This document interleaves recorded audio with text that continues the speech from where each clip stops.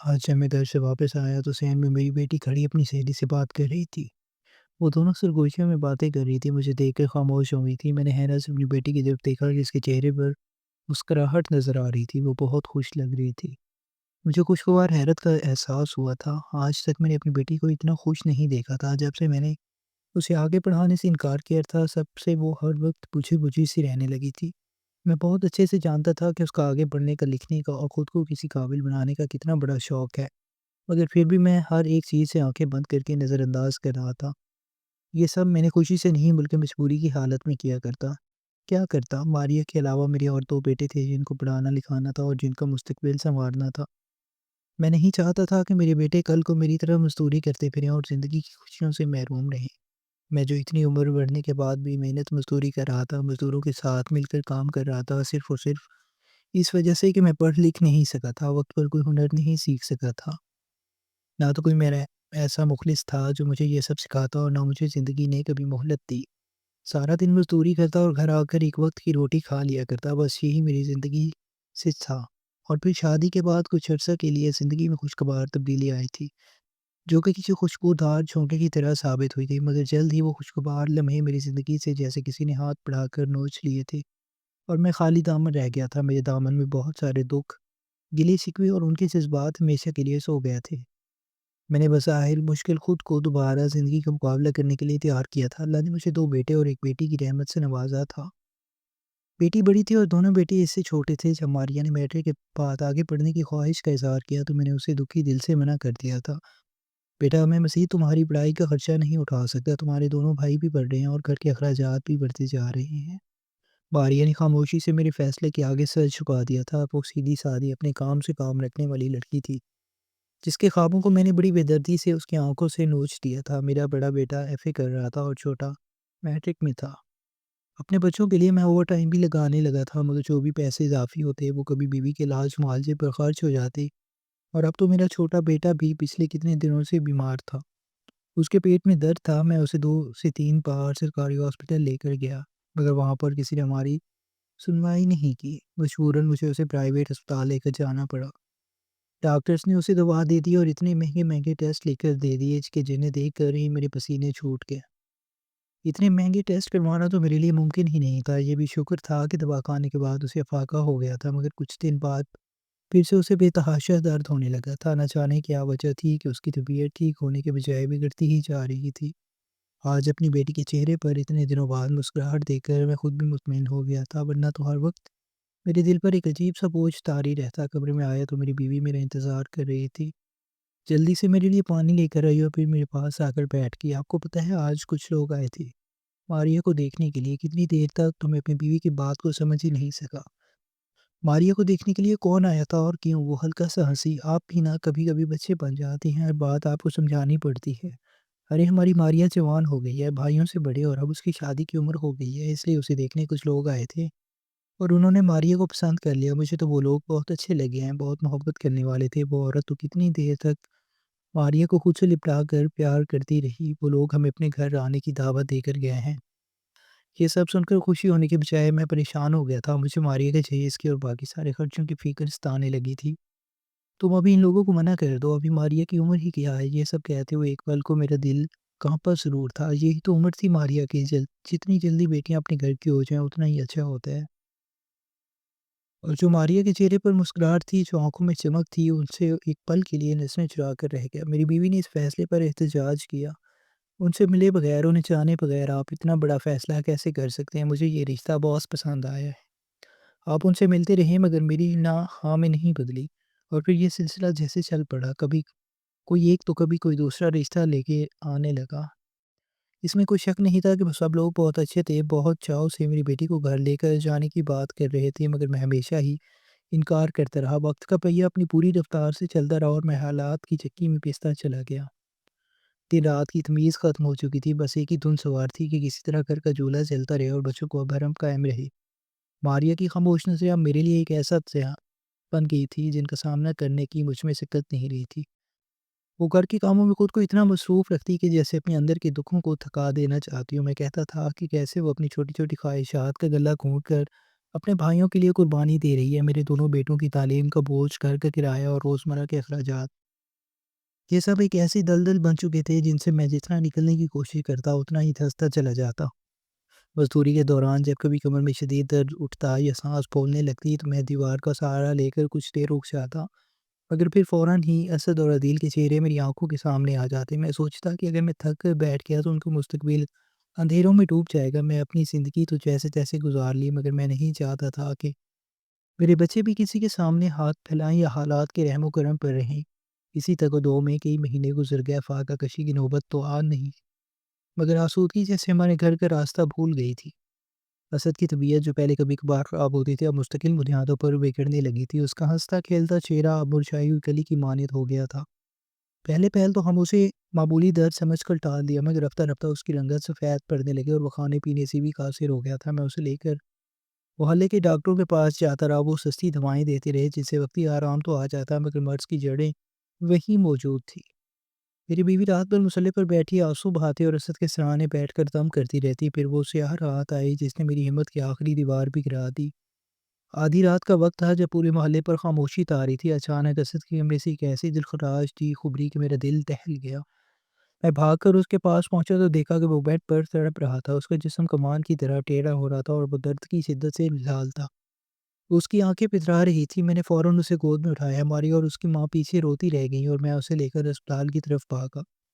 سڑکیں سنسان تھی، ٹھنڈی ہوا کے جھونکے میرے پورے جسم کو کاٹ رہے تھے، مگر مجھے صرف اپنے بیٹے کے جسم کی تپش اور اس کی سسکیاں محسوس ہو رہی تھیں۔ اسپتال پہنچ کر جب ڈاکٹروں نے اسے ایمرجنسی وارڈ میں داخل کیا تو مجھے کچھ دیر کے لیے اطمینان ہوا کہ شاید اب وہ محفوظ ہے، مگر یہ اطمینان بہت مختصر ثابت ہوا۔ تھوڑی ہی دیر بعد ایک جونیئر ڈاکٹر باہر آیا اور اس کے چہرے پر موجود سختی نے میرے اندر کے ایک انجانہ خوف پیدا کر دیا۔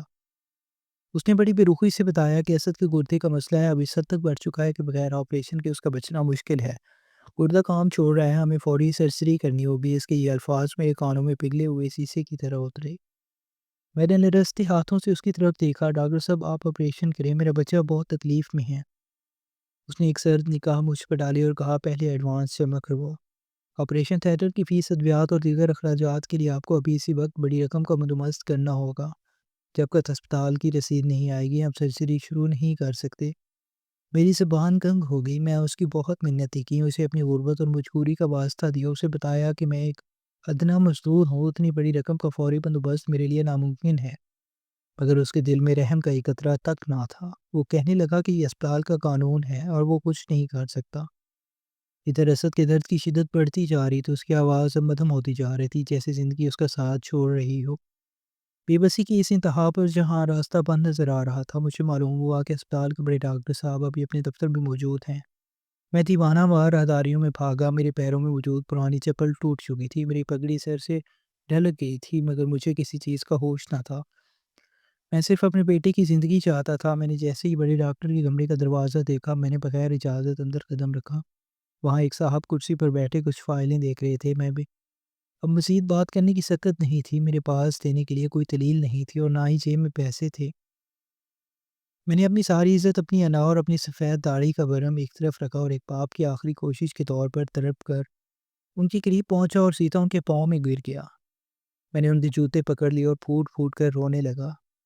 ڈاکٹر صاحب میرا بیٹا مر جائے گا، اسے بچا لیں، میں آپ کا غلام بن کر رہوں گا، میں ساری زندگی آپ کی مزدوری کروں گا، بس میرے بچے کا آپریشن کرتے ہیں۔ ڈاکٹر صاحب میں بہت مجبور ہوں، میرے پاس پیسے نہیں ہیں، مگر میرے پاس ایک باپ کا تڑپتا ہوا دل ہے، خدا کے لیے مجھ پر رحم کریں۔ میں ان کے پاؤں سے لپٹ گیا، میرے آنسو ان کے جوتوں کو بھگو رہے تھے اور میری سسکیاں اس خاموش کمرے میں گونج رہی تھی۔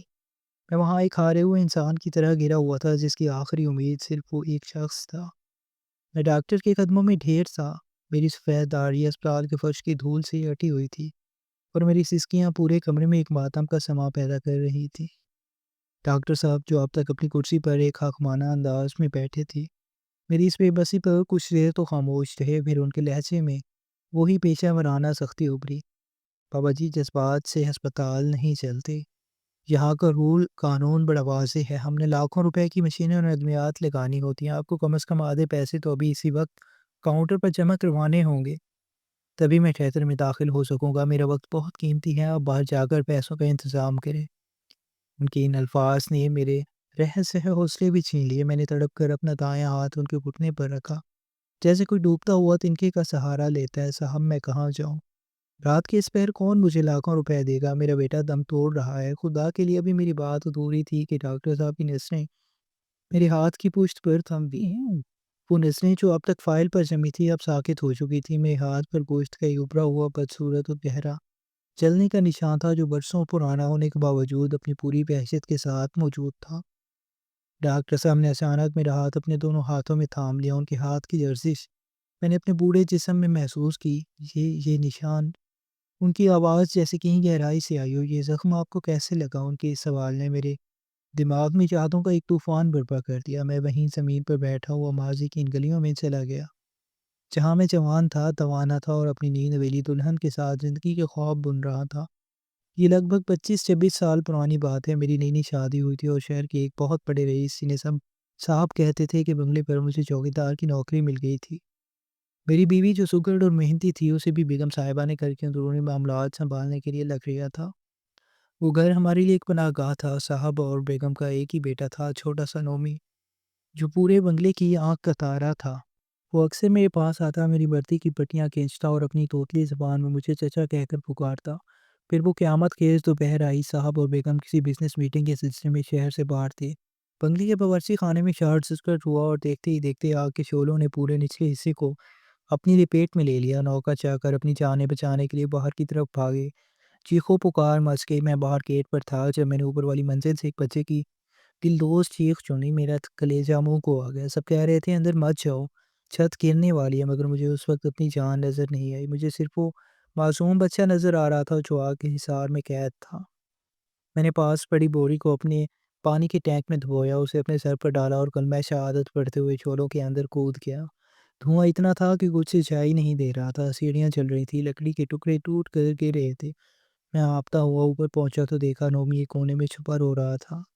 میں نے اسے اپنے سینے سے لگایا اور واپس پلٹنے لگا۔ اچانک چھت کا ایک چلتا ہوا شتیر میرے اوپر گرا۔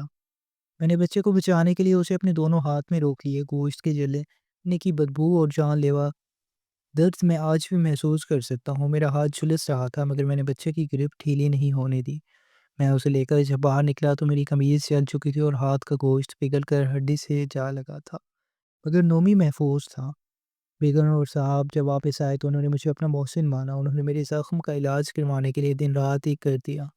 وہ مجھ پر اپنی جان چھڑکنے لگے تھے، مگر انسانی فطرت میں بھی عجیب ہے، کچھ ہی عرصے بعد گھر کے ایک رشتہ دار کی سازش نے سب کچھ بدل دیا۔ ایک انتہائی قیمتی ہیرو کا ہار غائب ہو گیا اور اس رشتہ دار عورت نے بڑی صفائی سے الزام مجھ پر اور میری بیوی پر لگا دیا۔ وہ کہنے لگی یہ غریب لوگ ہیں، احسان کا بدلہ چوری سے دے رہے ہیں۔ مالکن کی آنکھوں پر شک کی پٹی بند گئی۔ انہوں نے بغیر سوچے سمجھے ہمیں پولیس کے حوالے کرنے کی دھمکی دی اور ذلیل کر کے گھر سے نکال دیا۔ میری غیرت نے گوارا نہ کیا کہ میں صفائیاں دوں۔ میں اپنا جھلسا ہوا ہاتھ دکھا کر صرف اتنا کہا، بیگم صاحبہ، جس ہاتھ نے آپ کے جگر کے ٹکڑے کو آگ سے نکالا تھا وہ آپ کے ہیرے چرانے کے لیے کبھی نہیں اٹھ سکتا۔ ہم وہاں سے نکل کر پھر کبھی پلٹ کر نہیں دیکھا۔ جب میں نے یہ داستان سنائی تو کمرے میں ایک ایسی خاموشی چھا گئی کہ مجھے اپنی دھڑکن سنائی دینے لگی۔ میں نے سر اٹھا کر ڈاکٹر صاحب کی طرف دیکھا۔ ان کی آنکھوں سے آنسو ٹوٹ ٹوٹ کر ان کے گالوں پر بہہ رہے تھے۔ وہ کانپتے قدموں کے ساتھ اپنی کرسی سے اٹھے اور میرے سامنے فرش پر بیٹھ گئے۔ چچا، وہ بچہ جس کی زندگی آپ نے اپنے ہاتھ سے لا کر بچائی تھی وہ میں ہی ہوں۔ میں وہی نومی ہوں۔ میرے پیروں تلے زمین نکل گئی۔ کیا قدرت کا انتقام اور انعام اتنا بھیانک اور اتنا خوبصورت ہو سکتا ہے؟ ڈاکٹر صاحب نے میرا وہ جھلسا ہوا ہاتھ اپنے ماتھے سے لگایا۔ چچا، مجھے معاف کر دیں، میرے خاندان کو معاف کر دیں۔ آپ کے جانے کے بعد وہ ہار مل گیا تھا، وہ اس رشتہ دار عورت نے اپنے پاس چھپایا تھا تاکہ ہم آپ کو بدنام کر سکیں۔ جب بابا جی کو سچ معلوم ہوا تو وہ پاگلوں کی طرح آپ کو ڈھونڈتے رہے۔ انہوں نے شہر کا کونا کونا جان مارا، اخباروں میں اشتہار دیے، مگر آپ کہیں نہیں ملے۔ ابا جی اپنی آخری سانس تک پچھتاوے کی آگ میں جلتے رہے۔ وہ کہتے تھے کہ میں نے اس شخص کی دیانتداری پر شک کیا جس نے میرے بیٹوں کو زندگی دی تھی۔ ڈاکٹر صاحب نے فوراً اٹھ کر نرس کو آواز دی۔ ان کا لہجہ اب ایک حاکم کا نہیں بلکہ ایک خدمت گزار بیٹے کا تھا۔ فوراً اسد کو آپریشن تھیٹر لے جاؤ، تمام سینئر سرجنز کو کال کرو، یہ میرے بھائی کا آپریشن ہے، اور سنو اس کیل کی کوئی فائل کوئی رسید نہیں بنے گی، یہ میرا ذاتی مریض ہے، اس کے تمام اخراجات میری زندگی کا قرض ہیں۔ اگلے چند گھنٹے میرے لیے کسی کرشمے سے کم نہ تھے۔ جس بیٹے کے لیے میں در در کی ٹھوکریں کھا رہا تھا اسے بچانے کے لیے اب شہر کا سب سے بڑا ڈاکٹر اپنی تمام تر صلاحیتیں وقف کر چکا تھا۔ میں ہسپتال کی مسجد میں سجدے میں گر گیا۔ مجھے احساس ہوا نیکی کبھی ضائع نہیں ہوتی۔ وہ بیج جو میں نے 25 سال پہلے بویا تھا، جس نے ایک تناور درخت بن کر مجھے سایہ فراہم کیا تھا۔ آپریشن کامیاب رہا۔ جب اسد کو ہوش آیا تو ڈاکٹر صاحب خود اسے دیکھنے آئے۔ انہوں نے نہ صرف اسد کا مفت علاج کیا، بلکہ جب انہیں میری بیٹی ماریہ کے بارے میں پتہ چلا تو ان کی آنکھوں میں ایک نیا عزم چمکا۔ انہوں نے ماریہ کی تعلیم کا تمام بوجھ اپنے کندھوں پر لے لیا۔ انہوں نے کہا، چچا، جس طرح آپ نے میرے خوابوں کو آگ سے بچایا تھا، ماریہ کے خوابوں کی حفاظت کرنا میری ذمہ داری ہے۔ چند ہی مہینوں میں حالات بدل گئے۔ ڈاکٹر صاحب کی کوششوں سے ماریہ کے لیے ایک نہایت ہی اعلیٰ اور شریف خاندان کا رشتہ آیا۔ وہ خود ایک بڑے بھائی کی طرح ماریہ کی شادی میں پیش پیش رہے۔ جس جہیز کی فکر میں گھل رہا تھا، وہ سب انہوں نے اپنی طرف سے تحفے کے طور پر ماریہ کو دیا۔ میری بیٹی، جس کی آنکھوں سے میں نے خواب نوچ لیے تھے، اب ایک معزز گھرانے کی بہو بن کر رخصت ہو رہی تھی۔ آج میں اپنے گھر کے صحن میں بیٹھا ہوں۔ اسد اب تندرست ہے اور اسکول جانے کی تیاری کر رہا ہے۔ ماریہ اپنے گھر میں آباد ہے۔ میں اپنے جھلسے ہوئے ہاتھ کو دیکھتا ہوں تو مجھے فخر ہوتا ہے کہ یہ صرف ایک زخم کا نشان نہیں، یہ اللہ کا وہ دستخط ہے جو اس نے میری تقدیر پر کیا تھا۔ سچا انسان نیکی کر کے بھول جاتا ہے، مگر وہ ساتھ کبھی نہیں بولتی۔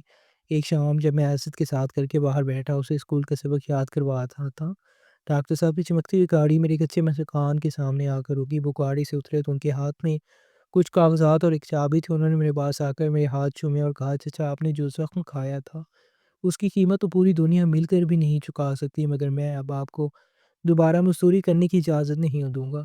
ان بوڑھے ہاتھوں نے بہت بوجھ اٹھا لیا، اب ان کے آرام کا وقت ہے۔ میں نے حیرت سے ان کی طرف دیکھا۔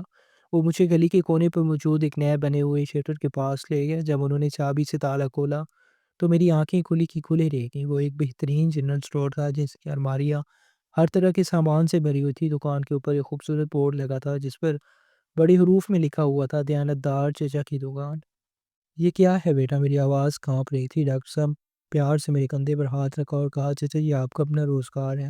اب آپ کو کسی کے آگے ہاتھ پھیلانے یا تپتی دھوپ میں اینٹیں اٹھانے کی ضرورت نہیں۔